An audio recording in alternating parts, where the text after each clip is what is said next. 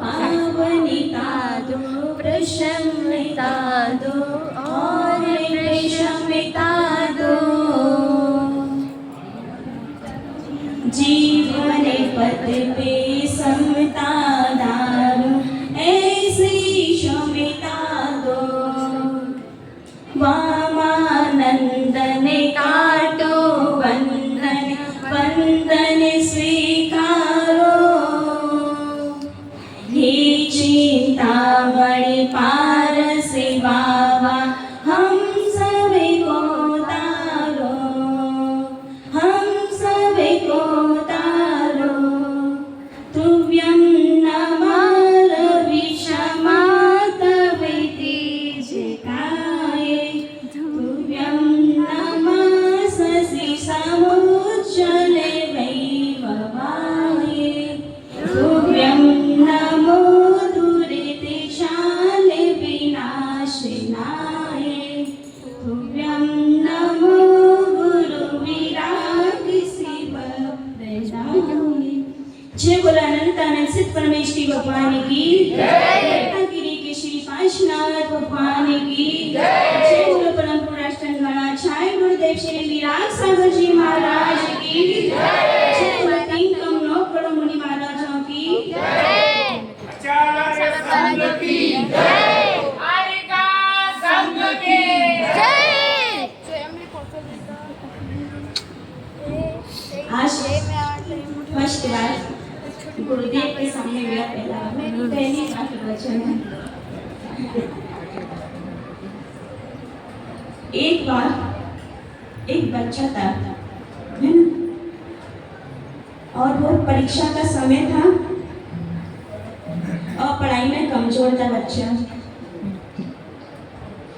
तो पिता ने बोला, सामने प्रभु का मंदिर है और मंदिर में भगवान विराजमान है, आप जाइए और भगवान से रिक्वेस्ट कीजिए, प्रार्थना कीजिए, पूजन वंदन कीजिए, तो परीक्षा में पास हो जाएगा। पिताजी की एडवाइस बच्चे ने फॉलो की और तुरंत 5 मिनट 25 कदम पर ही क्या था, मंदिर था। बेटा मंदिर गया, प्रभु से अर्चना की और पिताजी ने एक बात और बोली थी उससे कि प्रभु से वंदन कर दे और मंदिर की 3 प्रदक्षिणा देना। तो उसने ऐसा ही किया, मंदिर गया और मंदिर में प्रभु की भक्ति की अर्चना की और 3 प्रदक्षिणा देना चालू की। बच्चा अपना काम कर रहा था, पिताजी चिंता में आ गए कि 5 मिनट का समय था और बच्चा अभी तक क्यों नहीं आया, है ना। उसको 50 मिनट लगे, पिता को चिंता की, पिता आए और देखने के लिए निकल गए बच्चा कहाँ गया। रास्ते में बच्चा दिखा और बच्चे के चेहरे पर स्माइल थी। तो पिताजी समझ गए कोई दिक्कत की बात, चिंता की बात नहीं है। फिर भी बच्चे से पूछ लिया, इतना टाइम क्यों लगा। बच्चे ने बोला, पिताजी आपने एडवाइस दी थी कि परीक्षा में पास होना है तो प्रभु की 3 प्रदक्षिणा देना है, चलो पूजन कर देना। तो बच्चे के मन में भाव आया कि मेरी क्लास में 40 बच्चे हैं। कितने बच्चे? 40 बच्चे हैं, मैं अकेला ही पास क्यों हूँ। अगर परीक्षा में पास होना इतना सिंपल है कि 3 प्रदक्षिणा देने से परीक्षा में पास हो सकते हैं, तो मैं अकेला पास नहीं, पूरी क्लास पास होनी चाहिए। और बच्चे ने पूरी 40 बच्चों के हिसाब से उसने सभी की ओर से क्या लगाई, प्रदक्षिणा लगाई। कितनी प्रदक्षिणा होगी? 120। उसने 120 प्रदक्षिणा करने में उसको 50 मिनट का समय लग गया। ऐसे ही पूज्य गुरुदेव हैं, वो नहीं सोचते कि सिर्फ मैं ही खुश रहूं, मैं ही सुखी रहूं, मेरा संग ही सुखी रहे। उनकी इतनी विशाल उत्कृष्ट सोच है कि विश्व के, संसार के, आचार्य जी हमेशा इस प्रवचन में बोलते हैं कि संसार के जितने जीव हैं कोई भी दुखी ना रहे। मैं सुखी तो संसार के सभी जीव सुखी रहे। तो क्या बोलते हैं आचार्य जी कि संसार में जितने जीव हैं मैं सभी को अपने हाथों से उठा करके और सभी को सिद्धालय, कहाँ पर, सच्चा सुख कहाँ पर है, सिद्धालय से ऊपर अनुवाद भवन में। तो सभी जीवों को कहाँ पहुँचा दूँ, सिद्धालय तनु बात करने पहुंचा तो कोई भी संसार का जीव दुखी ना रहे। ऐसी उत्कृष्ट सोच पूज्य गुरुदेव के अंदर हुआ करती है। गुरु ने मेरा, हम अपनी बात कर रहे हैं, बिना कट्स देखे हुए, कट्स यानी पर्सनालिटी औकात है ना, लाइक कट्स देखे बिना मेरे पर ग्रेस किया। क्या किया? ग्रेस मींस कृपा की। मेरे आप अभी देख रहे हो, जब स्टार्टिंग में सब में थी तब मेरी हालत कुछ अलग थी, तो भी आज इसने मेरे कट्स को देखे बिना मेरे पर ग्रेस किया। ग्रेस मतलब मेरे को संयम जीवन दिया। क्या दिया? ये पीछे कमंडल दिया। उनकी कृपा थी, उन्होंने ऊपर मेरे ऊपर ग्रेस किया।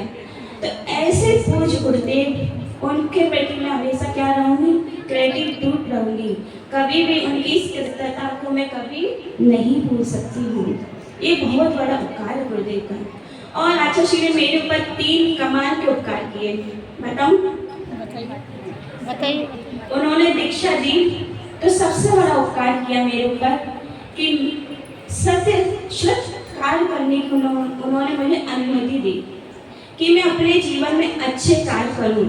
उन्होंने मुझे दीक्षा दी तो चुल्ली का दीक्षा तो 11 प्रतिमाओं का कैसे पालन करना है, मैं 11 प्रतिमाओं के पालन करने में, शामिल करने में, अपने ध्यान अध्ययन में उसी में लगे रहूं, अच्छे कार्य करती रहूं। ऐसी कृपा गुरु ने मेरे ऊपर की कि मैं गलत काम ना करूं, गलत जगह ना जाऊं, कुछ भी गलत गंदी चीज में ना पड़ूं। उन्होंने मुझे अच्छे काम करने की ये 11 प्रकार उपकार किया व्रत देख करके।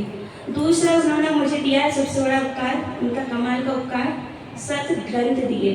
क्या दिया? आगम दिए कि फालतू की चीजें में ना पढ़ करके अपना ग्रंथ पढ़ो, उसका लेखन करो, उसका अध्ययन करो। ये पूज्य गुरुदेव ने मेरे पर बहुत बड़ी कृपा की। और तीसरी कृपा की है, इतना बड़ा सत्य संघ दिया है ना। बहुत सौभाग्य की बात होती है इतने बड़ा संघ को आपको प्राप्त होना।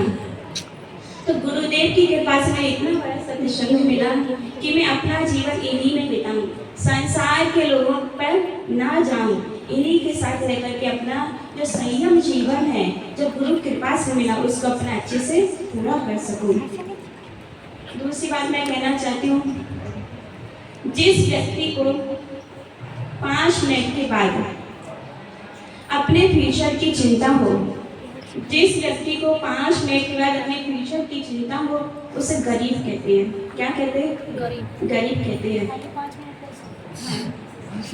वो 5 मिनट की सोचता ना तो उसको गरीब कहते हैं। जिस व्यक्ति को 5 महीने के बाद अपने परिवार की चिंता हो, उसे घर का मुखिया कहते हैं।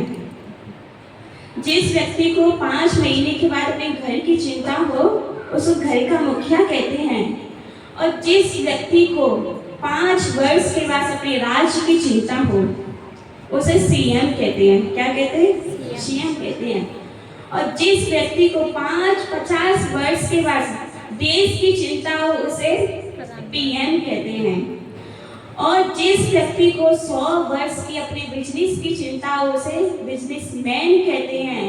और जिस महापुरुष को 500 वर्ष जिन शासन की प्रभाव ना हो, जो आज चिंता करे, उसे आचार्य विराट सागर जी कहते हैं।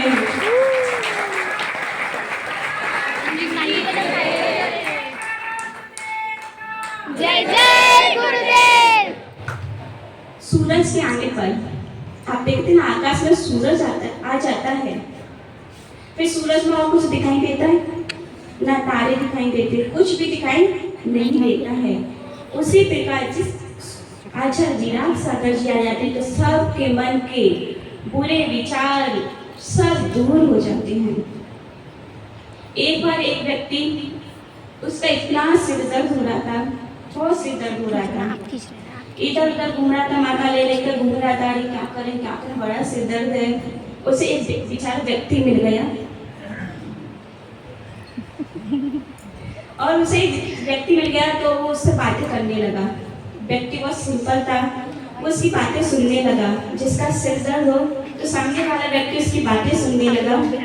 5 मिनट वो बोलता रहा, 10 मिनट बोलता रहा, बेचारा सामने वाला को अवॉइड नहीं कर पा रहा कि मैं इसको कैसे अवॉइड करूं। बेचारा निकालते बता रहा, सुनता गया 1-2 घंटे हो गए। 1-2 घंटे के बाद उसको याद आता है, अरे मेरा सिर दर्द कहाँ चला गया।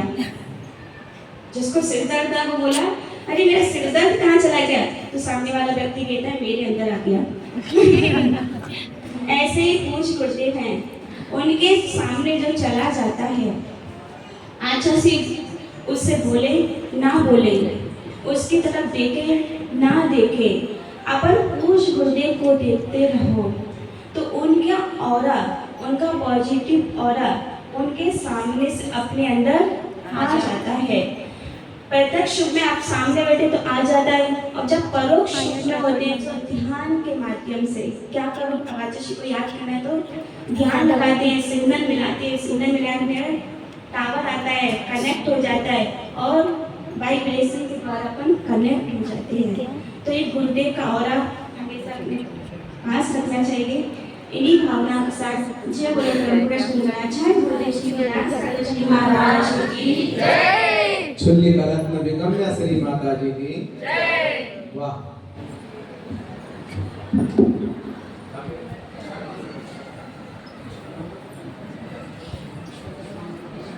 और आते हैं पूज्य माता जी के सामने ध्वनि प्रसारण यंत्र भी लग चुका है। निवेदन भी हम कर लेते हैं कि पूज्य माता जी अपने गुरु के संबंध में पता नहीं कितने दिनों से इंतजार कर रही थी। पूज्य माता जी के सानिध्य में यहाँ पर बहुत बड़ा अनुष्ठान हुआ। तब से मनोभावना थी कि पूरा बैतूल जिला और सारा महाराष्ट्र महोत्सव के अंतर्गत आचार्य परमेश जी के श्री चरणों की मंगल धूलि से सारा परिक्षेत्र पावन हो। आते हैं पूज्य माता जी प्रकाश डाल रही है। इच्छा में माता जी, इच्छा में, इच्छा में।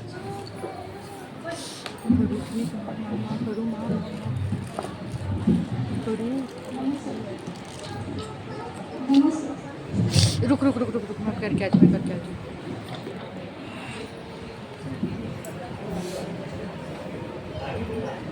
दिलीप अंकल को मैं करूँ।